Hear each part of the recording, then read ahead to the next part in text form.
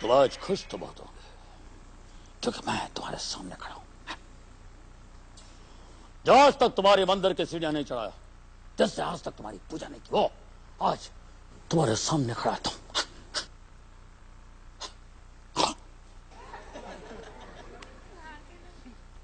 जमता नहीं अपने को। ये अमिताभ बच्चन जी की आवाज अपने से होता नहीं है, लेकिन एक आर्टिस्ट है जो बेहतरीन तरीके से अमित जी को कॉपी करते हैं। सुदेश भोसले वो आज हमारे साथ हैं। सुदेश जी, आपका बहुत बहुत स्वागत है हमारे स्टूडियो में। इतने सुरीले आर्टिस्ट हैं आप, जितना अच्छा गाते हैं उतना ही अच्छा आप कॉपी भी कर लेते हैं। आप तो प्लेबैक सिंगरों की कॉपी करते हैं, किसी की भी आवाज में गा सकते हैं आप, लेकिन एक्टरों की आवाजें टिपिकल संजीव कुमार जी, अमिताभ बच्चन जी, अनुपम खेर, असरानी भाई परफेक्ट कॉपी करते हैं। इस टैलेंट का पता कैसे चला आपको? एक दिन जो अचानक एक ऊपर वाले ने देन मुझे दिया, मुझे महसूस हुआ। मुकद्दर का सिकंदर फिल्म देखी और दूसरे दिन जब स्कूल गया तो स्कूल में एक लड़की को देखकर अचानक बोला, ए सोराजान दरवाजा खोल दे।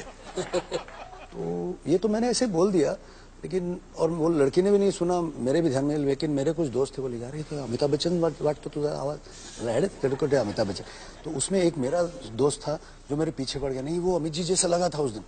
तो एक छोटा टेप रिकॉर्डर लेके आया, मोनो वाला छोटा रहता ना, लाल बत्ती वाला।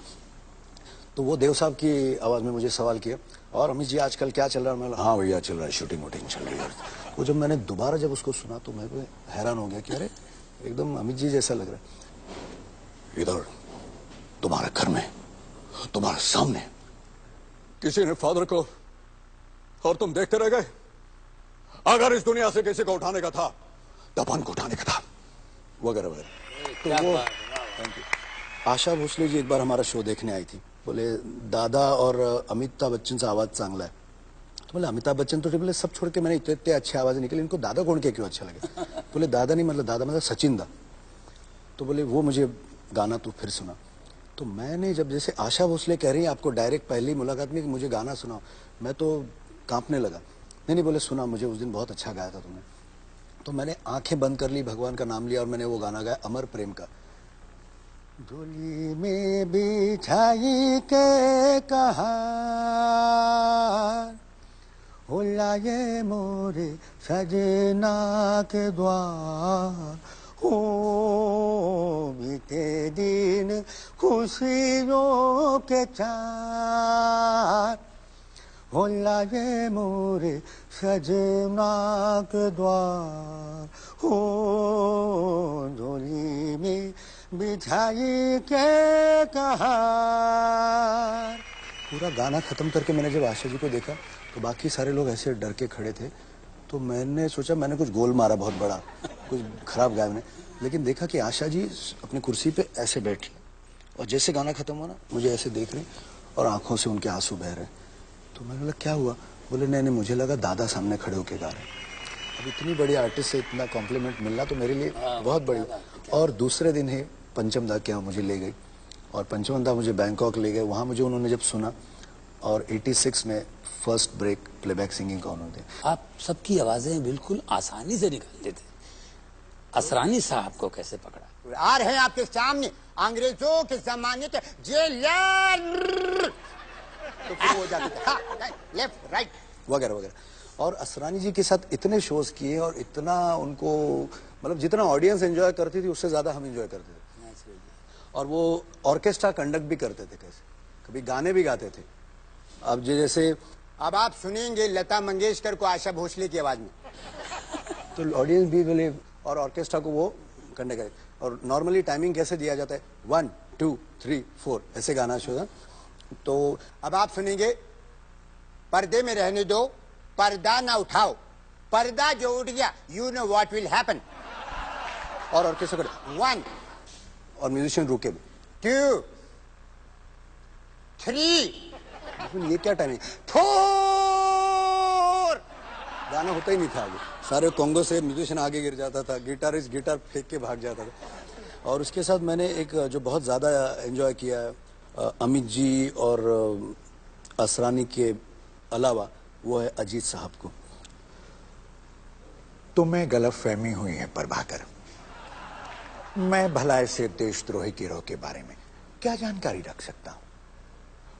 मैं तो इनका दोस्त हूं, बल्कि इनके दुश्मनों का भी दुश्मन हूं। हर चीज के दुश्मन है आप, दोस्ती के नकाब में छुपे हुए सबसे खतरनाक दुश्मन।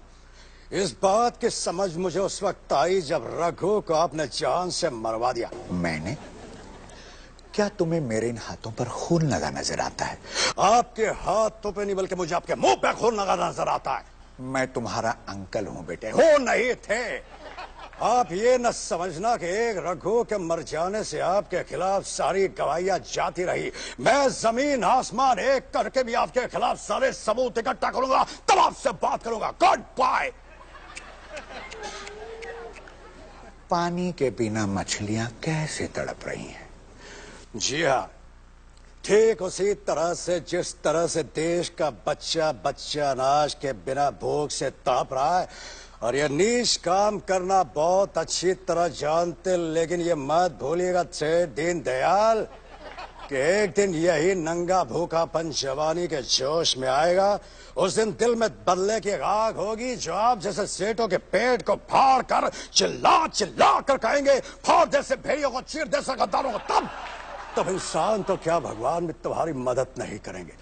बड़ी बड़ी बातें करना तो हमें भी बहुत आती है प्रभाकर, लेकिन शायद तुम जानते नहीं कि सारा शहर मुझे लॉयन के नाम से जानता है, और इस शहर में मेरी हैसियत वही है जो जंगल में शेर की होती है। मानता हूं कि लोग आपको एक शेर के नाम से जानते हैं, लेकिन ये मत भूलिएगा सेठ दीनदयाल कि जब शेर आदमखोर बनता है तो सरकार उसे गोली का निशाना बनाकर कुत्ते की मौत मारती है। और इस बार शेर के शिकारी का नाम है प्रभाकर श्रीवास्तव। Good bye. बहुत बोलता है। Wish him all the best. दूध पीजिए, ये बहुत आपको ताकत देगा। आज नागपंचमी है क्या? फरस नाग का दूध क्यों पिला रहा हो? यहाँ आपके इस जॉनी रो शो में जॉनी आलार में एक बिल्ली भी घूम रही है। उसके नाम से हम दूध पी लेते हैं।